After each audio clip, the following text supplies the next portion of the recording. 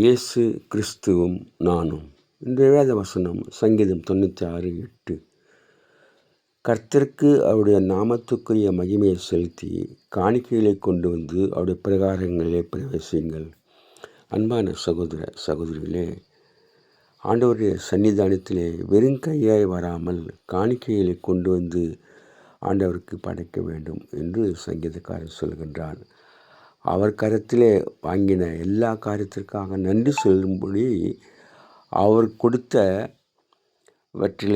அவருக்கு திருப்பி கொடுக்க வேண்டும், நன்றி சொல்ல வேண்டும் என்று சொல்லுகின்றார். அதனால் நாம் நன்றி சொல்கிறவர்களாக இருக்க வேண்டும். கர்த்தர் பெரியவரும் மிகவும் தோத்தரிக்கப்படத்தக்கவருமாக இருக்கிறார். எல்லா தேவர்களும் பயப்படத்தக்கவர் அவரே. அதனாலே பரிசுத்த அலங்காரத்துடனே கர்த்தரை தொழுது கொள்ள வேண்டும். பூலோகத்தார் யாவரும் அவருக்கு முன்பாக நடுங்க வேண்டும் என்று சங்கீதம் 96 சொல்லப்பட்டிருக்கிறது. கர்த்தர் பெரியவரும் மகிமையும் கனமும் அவர் சமூகத்தில் இருக்கிறது. வல்லமை மகத்துவம் அவருடையது. அவரை துதிப்போம். Have a blessed day. God bless you. Give your heart to God, your hand to man.